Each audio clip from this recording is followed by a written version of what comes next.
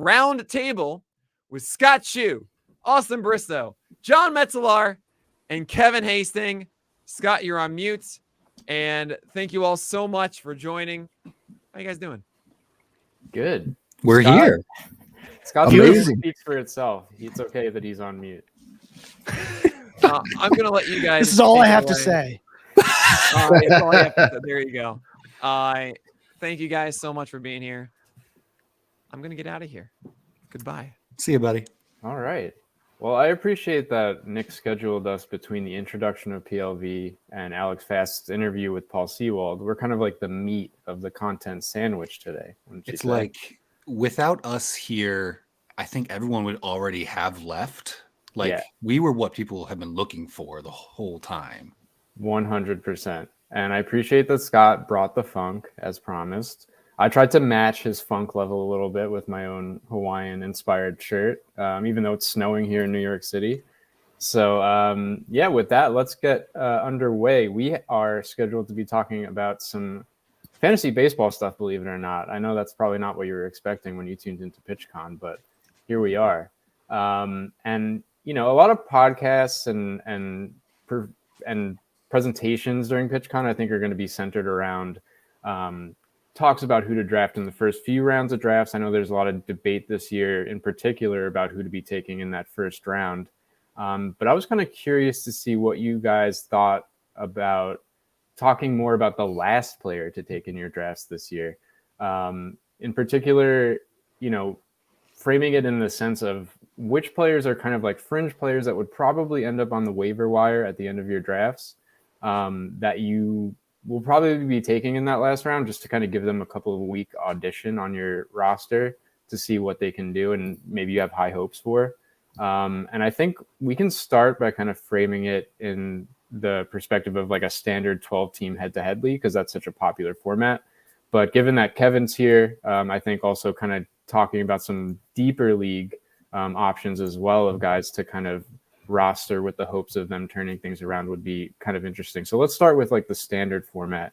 And I'm curious, Austin, if there's anyone on your radar who you're kind of taking a flyer on in that final round or two of drafts that you want to see perform for you in the upcoming season. Yeah. I was just looking at the ADP on an FBC since January 1st, and I didn't realize Alex Kirilloff is going at 348. I thought people were way more in on him than that. I'm definitely interested in him as he should be the opening day first baseman for Minnesota. And between injuries and whatnot, he's just had a rough start to his career, but he's got the pedigree. He's going to have the playing time. And I am very much looking forward to scooping him up right towards the end of my 12-teamers if he stays around that range. Yeah, Kirilloff's a pretty interesting kind of post-type sleeper. I think like the StatCast numbers, especially over the course of like his first few auditions in the big leagues, were pretty promising prior to him battling. I think it was a wrist injury that kind of it was wrist last year. Yeah, it was taking him down a notch. So that's a really interesting name to flag. Scott, what about you? Are there guys on your radar? Given that you are the preeminent hitter list scion, I would love to hear your input here. Yeah, so one of the things I like to do with my last pick in the draft isn't necessarily pick someone who I know for sure is going to go off, because those guys are gone, right? What I'm after is someone who right away I'll be able to determine if I want to keep this guy or if I want to cut bait. These 12x12, these 5x5 12-teamers, you don't have time to keep hitters on your bench for very long. So guys, I'm kind of looking at Akil Baddoo, because I can't stop myself from loving Akil Baddoo. But what I know is that if he can walk like he showed at times during last season, keep the strikeout rate below 30%, he might give me some steals and some power, right? And maybe he won't. I'm going to know that real fast. If I realize that he's in a platoon, he's gone, right? And I can move on, to the next schmo who flows, right? Like that's kind of what I'm after. So,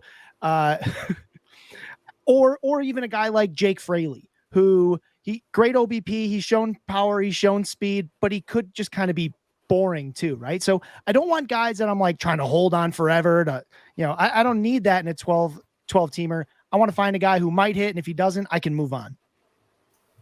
Yeah, that's a great point. I think especially with those last few picks, you're definitely probably leaning more towards upside and what they could potentially do and hoping to catch lightning in a bottle that carries you through the rest of the season. I'll turn to you, Kevin, given your deep league expertise. Are there kind of big names that people in maybe NFBC format should be targeting with those last few picks in the drafts? I've been taking Elvis Andrews in a couple of spots late, and it's just based on the fact that we don't know where he's going to end up yet. If he does end up at the top of a lineup, doesn't matter how good that lineup will be. We saw what he did with the White Sox at the last couple of months of last season, and it's an easy drop if he doesn't end up signing with a team that is going to play him every day at the top of the lineup. But there's a good chance that that is what's going to happen. So I've been grabbing him with the thought, if he does not end up where I'd like to see him, then he's an easy drop early in the season. Yeah, are there any teams in particular that you think would be a good fit for him? I know the Red Sox for a while were kind of looking for a shortstop. They recently traded for Adalberto Mondesi, but there's a chance that his start to the season might be delayed because of his own injury issues. Is there a match in particular you kind of foresee as being potentially beneficial to his value? Yeah, because of that injury that we're just fine. Well, we knew about the injury, but the news yesterday that Mondesi may not be ready to start the season. I think the Red Sox are still a possibility, although that would mean he may not have the job for long. Hopefully, if he goes to a contending team, he's probably a utility guy. So I'm hoping he ends up with a mediocre to lower tier team where he could end up at the top of the lineup. Yeah, that's great. Alberto Mondesi is really known for really clogging up that lineup. He's just playing every day. So consistent. Great point. Yeah, I mean, Elvis Andrews is kind of an interesting guy to bring up because in a lot of ways he was last year's comeback player of the year, kind of seemed to be fading into obscurity before getting to the White Sox and kind of tearing things up. I'm curious if there are any guys on your radars who you foresee as being this year's comeback player of the year. I'll start with you, Austin, again. Is there anyone you were kind of targeting as potentially having value that you've seen their draft stock slip a little bit over this first couple months? Just like Scott can't quit Badu, I will never quit Ketel Marte. He's going 207th in ADP since January 1st. Last year he was still hitting the ball really hard, still had good strikeout rates and walk rates, just pounding the ball into the ground more often than he ought to. So I'm hoping he can get back on the horse this year. I mean, his BABIP last year was about 40 points below his career average. So if he can just get 30 points of those back, that's a 260 batting average with decent pop. And I think he's going to run a little bit this year too. Yeah, that's a good one. I mean, he's always been a very tempting player, especially because of his potential ability to have that really high batting average, run into 25 potentially home runs and chip in a little bit of speed. So, Scott, is it safe to assume Akil Badu is going to be the answer for all of your questions during this roundtable? Well, I mean, he totally should be, right? Like, no, I as far as like players with stock falling, first, just to belabor the point here, it's so early. Like, we don't know how a lot of position battles are going to work out. Like, a lot of times the answer to this question comes from spring training. Someone slumps in spring training and people care when they shouldn't, or someone, does something a little weird in spring training and people care and they shouldn't. So, without that, I think a guy whose stock is falling and who's fallen a lot with, even on my own, is Javier Baez, right? Javi had a weird season last year in that he finally did all the things people wanted him to do, which was strike out less, maybe take a walk, be patient. And it didn't work out great. Now, on one hand, 17 home runs, 9 stolen bases, that's not terrible, but it wasn't the Javi that we wanted, right? It wasn't that explosive player like he was with the Mets. Sure, it came with the ugly strikeouts and things, but Javi being aggressive is the Javi that sort of I want for my fantasy team. And with the walls coming in a bit at Comerica, I do think some of those doubles and triples that happen a lot at Comerica can turn into home runs. Moving people don't pick up on that quite yet. Shortstop's crazy deep. It's hard for anyone at the back end of that position to move up into like a top 15 guy. But I do think Javi could be a very useful fantasy player. And again, he's one of those guys where if he kind of looks like the Javi we saw last year, I let him go and move on. Yeah, Javi Baez is like kind of one of those bizarro players where for many years the expected statistics kind of pointed to them probably hitting 150 in a given year, and he would turn around and hit like 280, and it was like nothing supports this at all. And then last year was the absolute inverse of that. Like the expected stats and peripherals kind of improved a little bit, but the surface numbers plummeted. So yeah, just pretty much do the opposite of what your gut tells you when it comes to Javi Baez in the future. Kevin, what about you? Is there anyone that you're kind of just writing off their slow 2022 season and hopping back in on for 2023? I think lots of times when it comes to comeback players, it can come from being healthy after a year or two being injured. And that's Anthony Rendon for me. He's going in the mid 200s over the past month in 15 team drafts on NFBC. And in that lineup, you know, if the wrist is healthy, I think his performance the last two seasons has been completely health related. And if he's going to hit behind Taylor Ward, Mike Trout, Shohei Ohtani, he can go back to being the RBI machine that we saw in 2019 and 2020. So Anthony Rendon for me is a nice candidate when we start talking, you know, preseason comeback players of the year. But if healthy, he'll definitely be getting some of the talk for comeback player of the year. Yeah, and that Angels lineup is pretty sneaky scary. Like they've got some guys who can really do some damage. Jared Walsh comes to mind, especially with the banning of the shift. He's a guy who I think we'll probably talk a little bit about later, but you know, with the banning of the shift, he's a guy who's typically been really harmed by shifts. So you could see his production improve. You have Mike Trout 2.0, aka Hunter Renfroe, joining the team, so that could potentially turn into something. They have a pretty deep roster if they're able to stay healthy, so I think that could boost Rendon's value. For me personally, I think Chris Bryant is kind of an interesting guy. His strikeout rate plummeted last season. It was only 14%. His previous career low was 23%. So that's a pretty significant drop, and I think Coors could be impacting that a little bit. He had one of his lowest whiff rates against breaking balls last year. So it's a small sample, but I think he's a guy that's worth taking a shot on. It seems like his ADP right now is like in the 130 range, so you're probably not getting as deep a discount as you might like based on his performance, but he's a guy I'm definitely keeping on my radar, especially given where things are at third base in the fantasy landscape at the moment. You know, on the flip side of that, I'm kind of curious what you guys have for your come down player of the year, which would be guys that you are just avoiding at all costs, despite maybe some stellar seasons that they had in 2022. And I'll flip the order this time. I'm kind of curious, Kevin, which guy you're kind of staying away from, despite indications they might be able to repeat. I don't know about avoid at all costs, but and I don't get to talk about first rounders very often, concentrating on fab throughout the season most. But Julio Rodriguez as a top 5 pick worries me.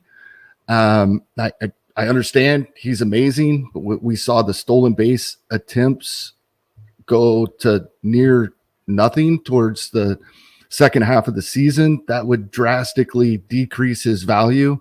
I mean, when you run just ATC projections through an auction calculator, he comes out as about the 9th player. He's being drafted well ahead of that in the first round, as early as number 1 overall.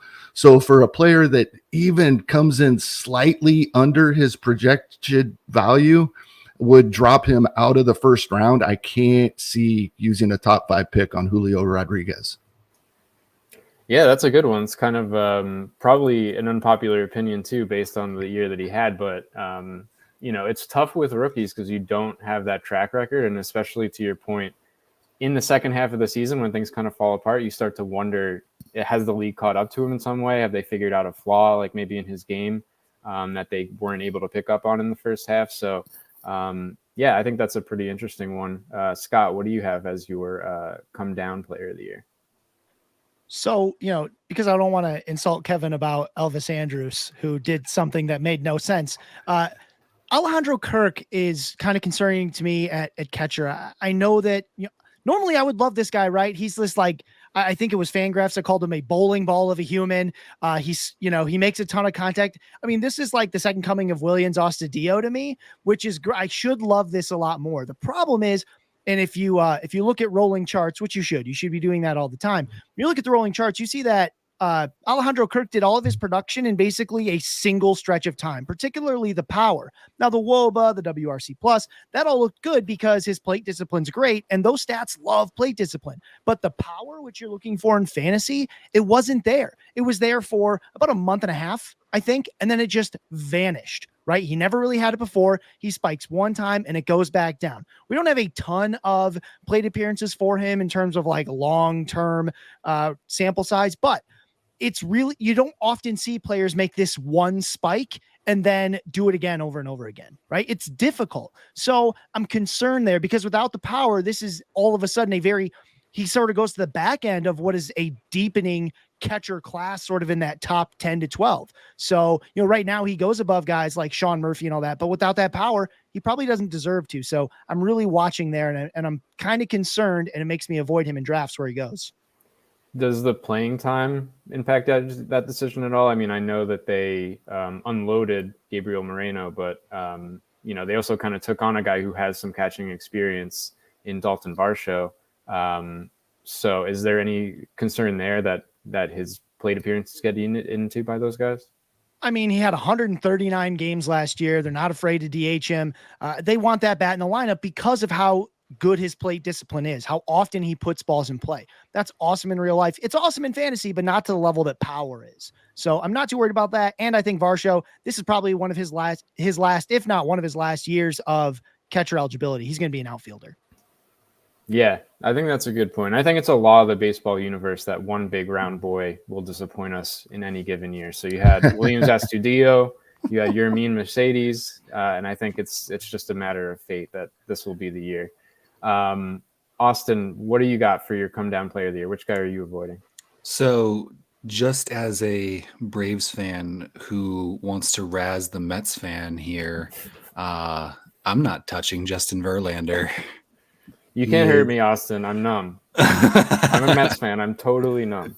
I just can't see Verlander keeping this up, right? Like, he's not gonna win another Cy Young next year. That's easy to bet against, but I would expect him to have an ERA over 3, maybe over 3.5 next year.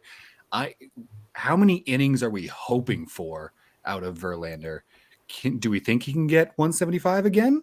Is he going to be healthy throughout the year at 40 years old? I don't know what exactly we should be expecting from him. And he's being taken in like the second or third round consistently at this point. So it's something that I am just completely uninterested in. Yeah, fair enough. I mean, not all of us can have Spencer Strider on our roster. Some of us have to rely on people with 1 foot in the grave and 1 foot on a banana peel. So that's just how it works sometimes. Turning our attention to a slightly more hopeful topic, I guess. There's still some free agents out there that could make a fantasy impact. If you're drafting right now, if you're one of these early drafters, chances are these guys are not being taken just because they don't have a team associated with them. So I'm kind of curious, are there any lingering free agents, and I'll start with you, Scott, that you think could have a fantasy impact this season that haven't yet kind of latched on with the team? I mean, Kevin did talk about Elvis Andrus. He's one of those guys that could really, because he can hit towards the top of a lineup for a not so great team. Jurickson Profar is another guy like that. I mean, the Padres let him off so many darn times, and I never understood it because they have better leadoff players, but teams like doing that. And so, he's 30 years old. He's a switch hitter. He hasn't had great seasons recently, but I definitely think he could have an impact for fantasy because he's unlikely to be platooned and could hit near the top of a lineup. Yeah, and he could give you all that positional eligibility just because of his ability to play pretty much anywhere in the diamond. So I think that's a good one, especially in deeper leagues. I know it's slim pickings, Kevin, but this is kind of your specialty. Is there any unsigned free agents that you're kind of keeping an eye on in terms of where they might go? Yeah, in deeper leagues, I'm curious to see where Zach Greinke signs. I'm fairly certain he will be in a starting rotation. We're not going to get any strikeouts from him. We know that, but depending on where he ends up, he could be a streaming target in nice matchups, chasing wins. I've been talking about chasing wins a lot, so it will really depend on the rotation and then the matchups. And if your rotation is got a nice base in strikeouts, Greinke could provide some ratios and wins depending on where he ends up. Yeah, and to Austin's point earlier, I think he fits right in on the Mets rotation. He's 40 plus years old, so perfect landing spot for him. Austin, what do you got? I mean, going third after these two, I'm just like, well, the pickings are even slimmer. I've been ringing the Jurickson profile bell for years, so I'm still very much in on him. But I think David Peralta was, serviceable at times throughout the year last year. I'm interested to see if he can land somewhere with a starting role. If you're in a holds league, Michael Fulmer is a guy that I'm keeping my eye on. I don't think anywhere he winds up, he'll be the closer, but he's definitely a guy that can give you some solid ratios and bring in some holds. Yeah, that's a pretty interesting one. Definitely a deep cut. Can we get a quick summoning circle together for Gary Sanchez to the Rockies? Is that something that maybe we can make happen? If you're watching at home, light a candle with us in solidarity, and let's hope that he can make it there, because I think that would be a lot of fun. Also, somebody who kind of like caught my attention was Luke Voigt. He had a pretty down season, but 14% barrel rate last year, 430 xWOB bacon. So I think that's a guy who still might have something in him. He kind of fits that category of player where if they have one really amazing year, I'll continue to take flyers on them until they're literally not in the league anymore. So he's right up my alley in terms of guys that I'd be willing to kind of take a flyer on if they do kind of luck into a full-time position on any team. If Dylan Bundy ends up with the Rays or the Astros, do we think they can fix him? I wouldn't put anything past the Rays personally. I think they could fix anything, including my broken heart. So yeah, I think that's interesting. They're one of those teams that your interest gets piqued whenever they sign a player who's had some notable issues that seem like they could get fixed. I remember for a while, like Ray Searage was like a pitching coach on the Pirates, and he was doing a really good job of working on like reclamation projects with starting pitchers. So he was somebody that always kind of like piqued my interest. Like if a player went to Pittsburgh, you would always kind of like just keep tabs on them a little bit because there's a potential they could turn things around. Now nobody goes to Pittsburgh, so that's not really even a current issue or anything. Kind of a question for you guys. What do you think has a higher probability of happening this year? Byron Buxton accumulating 600 plate appearances or Carlos Correa having his contract voided for a third time? It's got to be Correa, right? I mean, I gotta think that part of Correa's contract is just that I can't get jerked around anymore. Like there's a clause in there that just like the anti-jerking around clause, it's done, right? The Twins are the one team that I think, because it's the Twins, I believe in him staying a Twin because they've known. They've known, whereas everyone else like pretended like they found out about his durability issues for the first time. Mm-hmm. Yeah, I mean, the thing about this question is Carlos Correa has already had his contract voided twice. I can't really say the same about Byron Buxton reaching 600 plate appearances. So I feel like that kind of tilts it in that direction. I'm just looking at Buxton's player page, knowing that I own him in my Dynasty League and just praying that he can give me 400. Like he's only done that once back in 2017, but we'll see. Yeah. I mean, it brings up, I think, a deeper conversation, which has been had, countless times. But do you guys buy into the concept of a player being more injury prone, just like in terms of like physical, like predilection towards getting injured, or do you think it's mostly bad luck that kind of contributes to these things? Like, if it's bad luck, Byron Buxton must have some kind of ancient and very powerful curse that was put on him a while ago. You know, the thing with joints, if you've ever hurt your joint, right, you can almost remember the first time you hurt that joint because you've now done it like 18 times since then, right? Elbows, knees, ankles.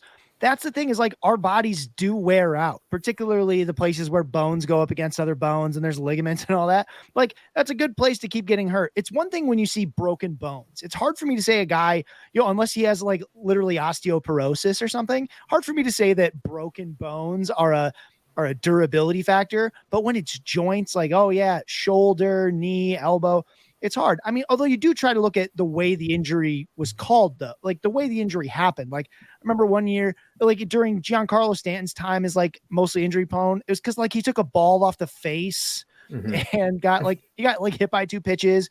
Or, you know, it's hard with Lewis Robert because like he has hurt himself playing hard, but how many times are you going to collide into a wall so hard that you like mess up part of your body? So I think there's something to it, particularly areas that we know recur: back, knee, elbow, those kinds of things.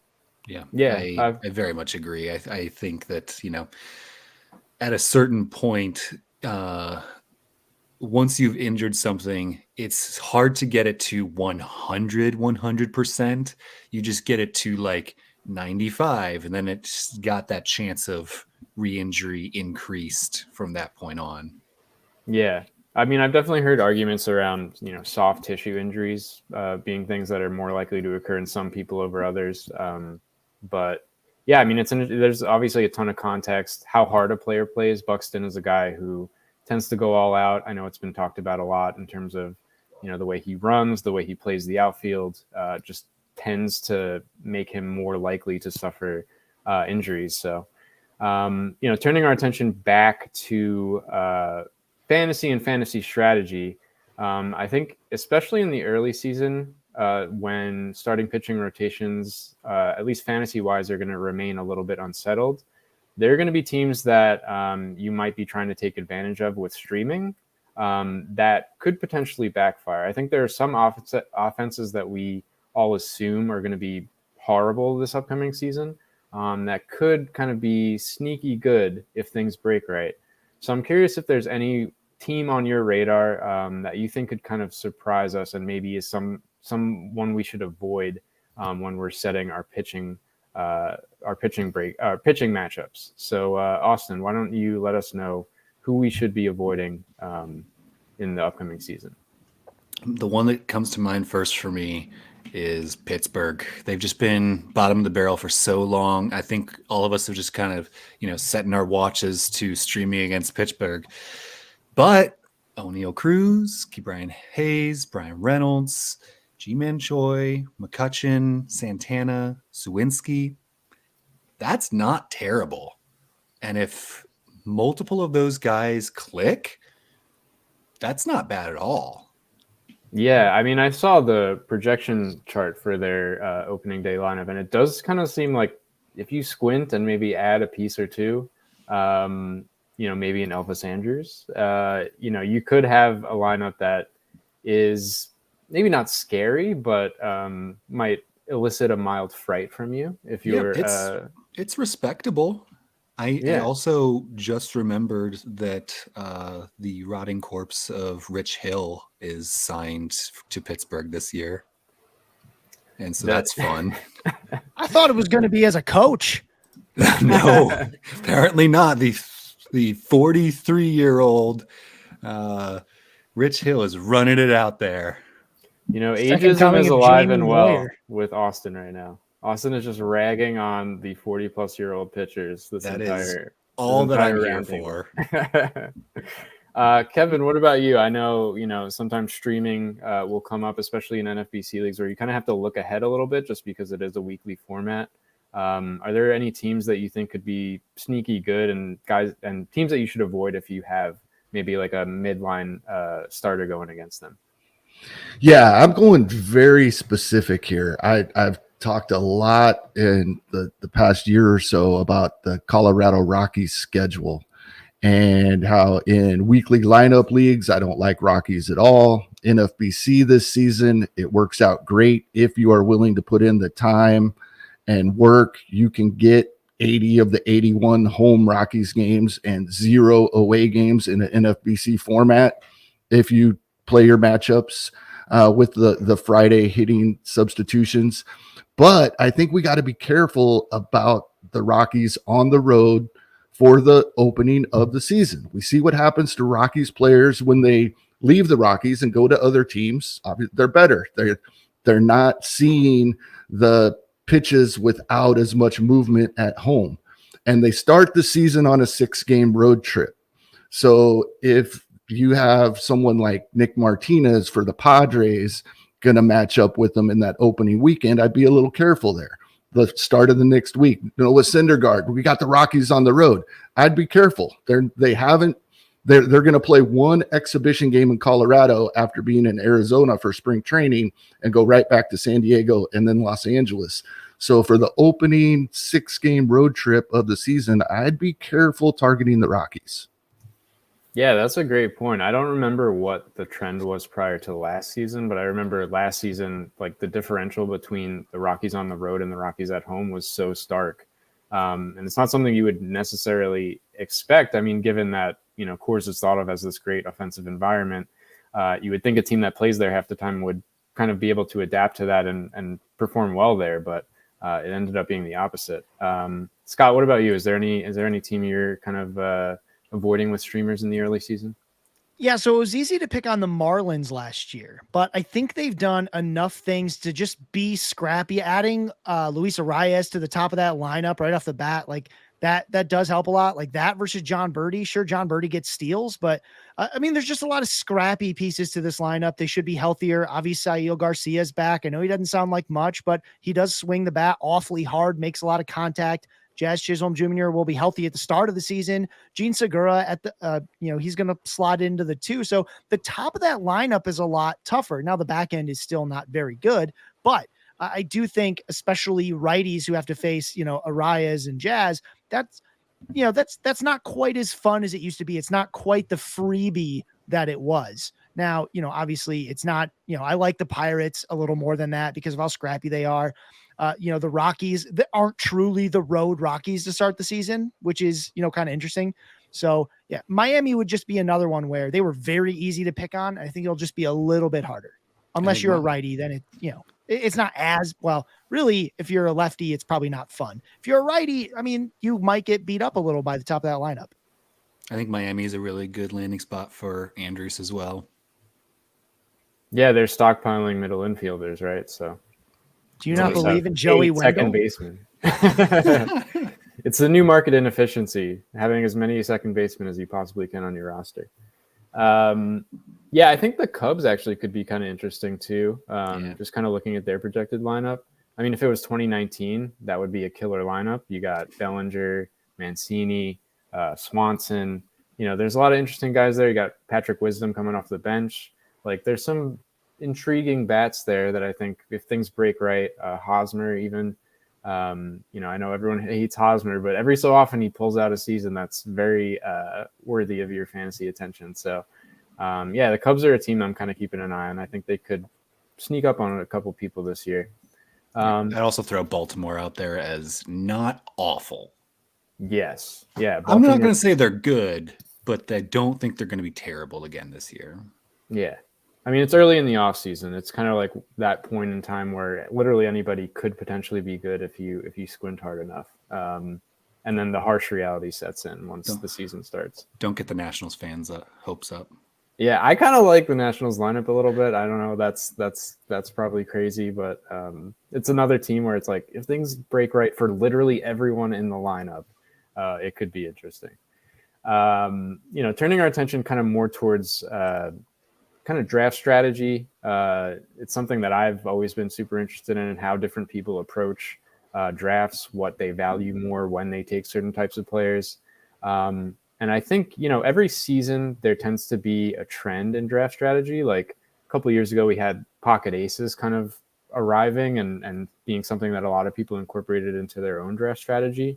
Last year, I noticed closers getting just like a huge bump in terms of like the value that people perceive them as having. And that's actually something I want to touch on first, which is given the rise in the value of closers over the last few years, and given how some of those picks played out over the course of last year, you look at someone like Josh Hader, who, you were still getting some of the ratios or the strikeouts, I should say. It wasn't what you hoped for if you drafted him with a second round pick. Has that strategy impacted you at all? I'll start with you, Kevin, because I think, especially in NFBC, it probably doesn't impact your strategy as much in terms of how you approach relievers and closers, because you want to nail down that category in some meaningful way early on. But I'm curious if it has kind of altered your own perception of how you approach drafting closers. It has a little bit. I think what we forget about last season is it wasn't just the fact that teams deploy their closers differently now, and it makes the guys that get the ball a majority of the ninth inning for teams has gone down. But last season, we also had the lockout, and we were drafting before we knew where guys were signing. And that made it a big difference. 2 years ago, I finally made the leap to where I was taking one closer earlier. Last season, due to the lockout and the uncertainty, like many, I was trying to get two. I think I'm going back to the one. I do want one. I think it helps us with our starters as well. Helps our wins and strikeout categories, because if I have one closer I can count on, I'm not putting two in my starting lineup, hoping I'm getting saves from one of those guys. So I do want the one, what I would consider as much of a sure thing as we can at this point. But I think I'm going back to not necessarily having to grab a second one of that caliber. I can do more speculating on the second guy. Yeah, that's a great point, especially with the lockout. It's not something that I think I thought of all that much going into last season, but it does explain why their value was pumped up as much as it seemed to be. I was seeing, Josh Hader and Liam Hendricks going in the second, third, sometimes even the first round, when people were really kind of messing around with their strategy a little bit and trying to find an edge. So, yeah, it's something pretty interesting to consider. Scott, what about you? How do you typically approach closers, and has that changed at all over the last few years? I think one thing Kevin pointed out that's really important is the earlier you draft, the more you need to prioritize at least getting one closer. That's because we don't know who's closing for everybody yet, right? There's still a lot of question marks about that. It almost plays right now sort of like third base, and that there's the haves and the have-nots, right? Either you got one that you can just lock in, you feel real good about, or you didn't, right? And I really don't want to be in that second category. I really want to be one of those folks that gets one of those top, I'd say it's like 12 to 14 guys. There's about that many. That someone in your league is going to take two, blah, blah, blah. But that's about how many I feel okay with. Well, I'm like, all right, they've got the role right now. It might, like maybe 12. It's like they have the role right now. I think they'll probably keep it, not even trying to think about injury and all that stuff. So I definitely think that trend's going to continue. And also, we all use ADP a lot more. I think a lot of people look to the NFBC ADP, and NFBC ADP starts out, with people drafting absurdly early, right? And it's a format where you have to have saves. Whereas in a 12 team 5x5 categories, you can almost punt saves a little bit, right? You can leave the draft with like one good closer and then like a bunch of the bottom of the barrel guys because someone will come up off the wire. But in like the deep leagues, that just doesn't happen. Those are the leagues that we have ADP for right now. So that just continues to push that price up. So it's tough. I definitely want one of them. I don't know who it's going to be quite yet, but if I can get one of those top three, Edwin Diaz, Josh Hader, Emmanuel Kless, I want that. Right? Give me that one guy. And then I kind of don't have to think about it for a while. But if that doesn't happen, I have to think about closer the whole freaking draft. And I hate that. Yeah. I think there's something to be said for the peace of mind that it can give you when you have like that closer locked up in the early rounds. Some people don't want to have to scour beat reporters' Twitter feeds all year, hoping to find out who's next in line for the closer role, who could potentially sneak into the role in spring training. It's a lot of just legwork that you have to put into trying to find kind of those under the radar guys. If you're waiting till the later rounds of the draft to kind of find those sneaky values. Some examples from last year, like David Robertson or Daniel Bard, these are guys who weren't really drafted in most leagues that kind of ended up with the job pretty much within the first couple weeks of the season. So I think there are values out there ultimately, but you still have to do the work, and some people would rather pay to not have to do that work.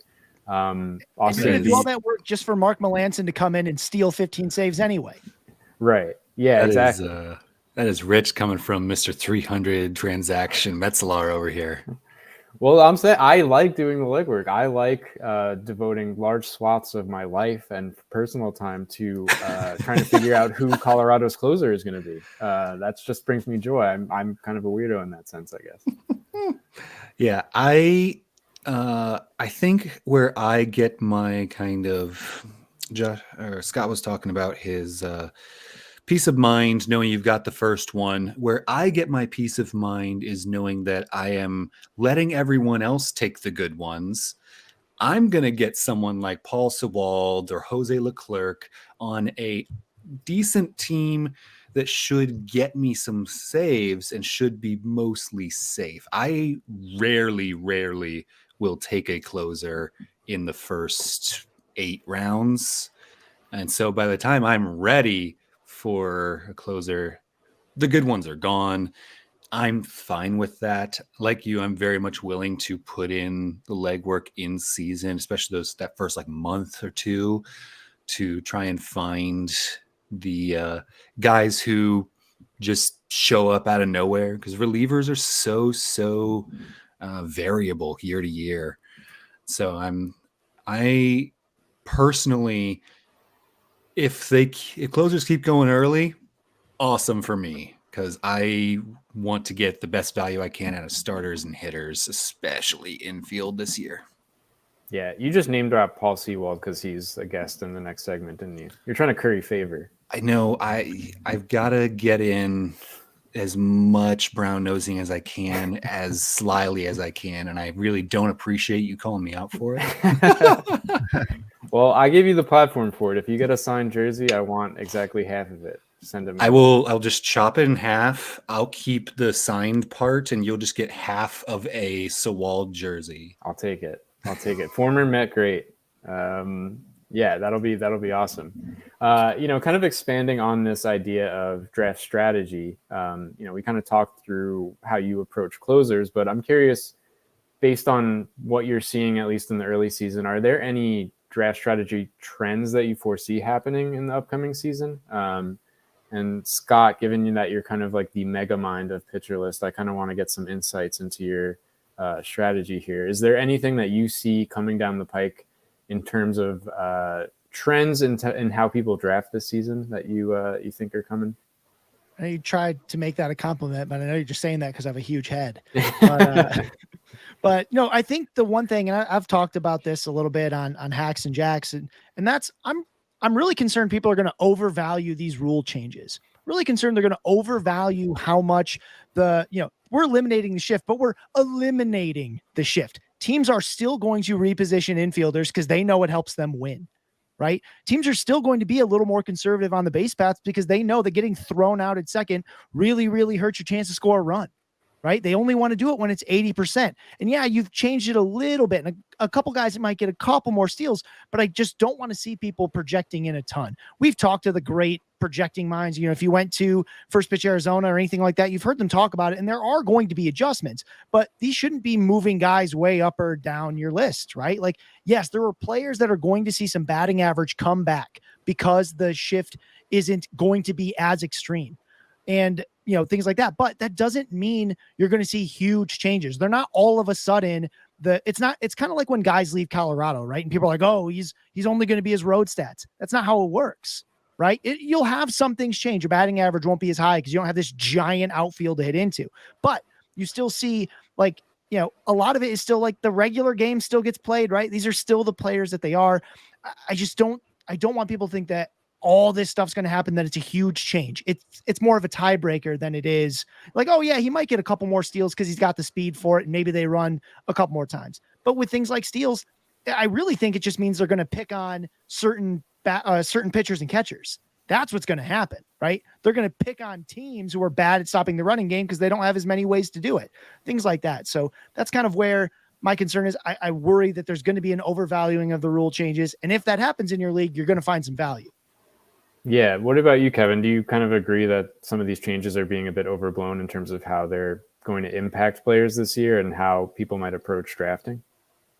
Absolutely. I think that's, as human beings, that's what we do. It's why I tend to trust projections as much as I can get myself to do it. It takes our human biases out of the equation. They haven't been incorporated into the projection systems yet. We know that from Ariel Cohen's article over at Rotoballer, but that they will be. And once they account for how they mathematically think things are going to work out, then if we start bumping players one way or the other because we think that the rules changes are going to help them, then we're double counting it. And that's what we really try to avoid. A great example, I think, of this is, Corey Seager. His batting average is going to be much better this season than it was last season. And people are going to say, see, the shift went away. He hit into the shift more than any other player in baseball last season. But if you look at his past numbers, just due to regression, his batting average is going to go up at least, 40 points? And so what caused that? And a lot of people are going to say it's due to the shift going away. And that will help him a little bit. I mean, he's one of the extreme players concerning the shift. But with it just being that teams are going to have to adjust their shift and not do it to the extreme that they once did, definitely getting overblown. Yeah, I think I'm kind of in the same camp as you, especially when you consider just how fractional the change in the base is. I know that stolen base attempts in particular tend to be close sometimes, and maybe it swings things in one way or another in some instances, but attempts in general are down across the league, so I don't necessarily know how much of a swing that's going to give any given player. And while we're on the topic of stolen bases, we do have the creator of Stolen Bases Opportunity Taken here on the call. So I'm going to defer to you on how you think it might impact stolen base attempts, these rule changes, or any other kind of things that might swing how you view players in the draft. Yeah, so my take on steals specifically, last season we had 45 players who stole 10 bases or more. So not very many at all. And I think we're not going to see like a 60 or 80 steal guy, but instead I think we're going to see a lot more 10 steal players. And so I'm actually planning on mostly ignoring stolen bases in my draft strategy, because I think there's going to be a lot of guys who are going to chip in 7 here, 6 here, 11 there, etc.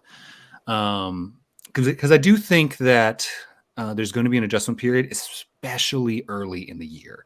April and May, I think you're going to see in like the second or third week of the season, you're going to see some guys on the mound throw over, and realize, wait, I can't throw again.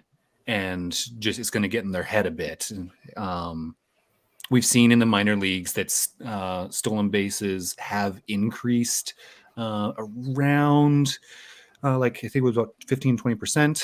But most of that came in the form of guys who really weren't speedsters increasing their attempts more than it was the real speedsters coming in and going crazy. So that is my prediction. I am really in on Corey Seager though, and I'm very excited about Corey Seager this year. So if everybody in my leagues could just ignore him and let me take him in the 3rd round, I'd be very happy with that. But yeah, I think steals is less important this year than it's been in a long time, because I think you're going to be able to just kind of wander your way into some decent steals totals. Yeah, I think that's a good point, especially early in the year. To your point, I think there's going to be a trend, like teams are going to be feeling things out and trying to figure out how best to game the rules. And kind of what Scott was touching on, just because the shift is banned doesn't mean that defensive alignments won't be kind of tweaked a little bit. They don't necessarily have to play just straight up defense. They can still move guys around within those rules. So they're still going to find out where the bounds of these rules are. And hitters are still going to be affected by defensive alignments. It's not all that much you can really do about it. So jumping over to one last kind of question that I wanted to ask you guys, given, everyone here has a vast amount of fantasy baseball experience. Over the course of playing in countless leagues, you encounter drama with other league mates, sometimes with trades, collusion, things like that. I always am interested in hearing the stories of people who have kind of encountered issues like that, because they always are a little spicy and interesting. So is there any experience that you've had in one of your fantasy leagues that comes to mind as just being something that really, really stands out as a moment of tension and conflict? Yeah, I got one. It was actually fantasy football, but it was absolutely crazy. About 2010, I got an email from a league mate asking me what the odds are for the commissioner of the league to play every team when their starting quarterback was on a bye. So I calculated the odds, and it was like 1 out of many, many millions. Right. And so we ran with it. This was a fairly high stakes league, and quarterbacks' points were even more. It was 6 points for a touchdown and a point for every 10 yards passing. Never seen that in any other league. That made it even more suspicious that he had set this up. And yeah, that committee, he had ran a couple of leagues. He had business contacts involved in these leagues. I mean, doing this just to win a couple of fantasy football leagues literally ruined his life. Yeah, it's so interesting. Like, I feel like these moments in fantasy leagues just stick with you so prominently. I barely remember some of the names of my friends, but I can tell you exactly what went down in some of my fantasy leagues that just seemed very fishy. I remember one year I was in a league with my roommate, and he was the commissioner. And towards the end of the year, I was in first and he was in second. And I was keeping tabs on the stats of all the teams because he was a very suspect character. And I found out at the end of the year, he had actually changed some of the stats manually as commissioner in order to leapfrog other players in the standings. It was a money league, so he actually took money out of someone else's pocket. Needless to say, I'm not friends with this person anymore. You live with this man? No, not anymore, but it's just kind of like, if you are willing to go to that, to those depths in a fantasy baseball league, all bets are off. Is there anything you, Austin or Scott, have wanted to bring up to kind of clear the air? Oh yeah. I mean, so I did like 3 or 4 mock drafts with this real scumbag named Daniel Port. He sniped me on Jake Bowers like 5 times. No, actually, the biggest thing, the biggest drama we ever had, we had our head-to-heads points league. We've had it since like 2010 or something like that. But like back in 2014, 2016, streaming of pitchers was really taking off. This was like blasphemous practice for heathens in fantasy baseball back then. And we probably changed the rules like 8 times in 5 years. We had rule changes in the middle of the year for a head-to-head points league with these streaming pitchers. And it probably took a couple of years before we all realized that we're just blasphemous heathens and scalawags at heart, and that it was just going to have to be fine. And we adjusted points and things like that. But I just remember constantly people texting and emailing each other like, hey man, what do you think about this? Because the streaming is getting out of control. And now it's just like accepted. We're just like, yeah, of course you stream. What are you, stupid? You talk about this like this was something from the distant past, but I will say 3 years ago in the Pitcherless Staff League, I had 250 transactions, I think, and it caused such an upheaval among everyone in the league that it was unbelievable, John. Absolutely ridiculous. All I had to do was tell that story to summon Nick. You couldn't keep quiet about it. Real quick. I mean, what? It's been like 4 years of you versus Rick in the finals. So you and Rick, that's it. Yeah, that's all it is. Scott, Before Nick Austin, jumps in, I John, gotta do Kevin. my I'm last gonna thing real let- quick. Yeah, I'm going to let Austin do this last thing. Because John picked the wrong question for our last thing. He was going to ask us about if you could write a fanfic about any baseball player. There's a correct answer to this question, and it's Max Scherzer. Max Scherzer is built to be a post-apocalyptic wasteland survivor. Just you can write that ultra competitive nature in as his never ending will to survive no matter the cost. He's even got the heterochromia going on, so you can market him in the young adults novels. He is the perfect protagonist.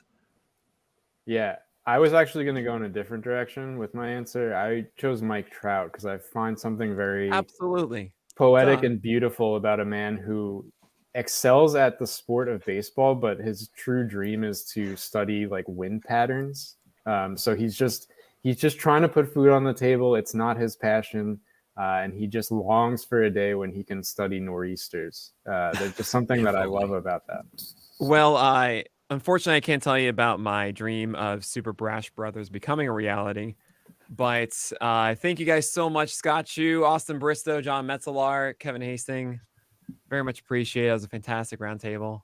Thanks so much for you guys for helping out PitchCon. Thanks for having us. Thank you, Nick. All right, so we're going to keep moving along here.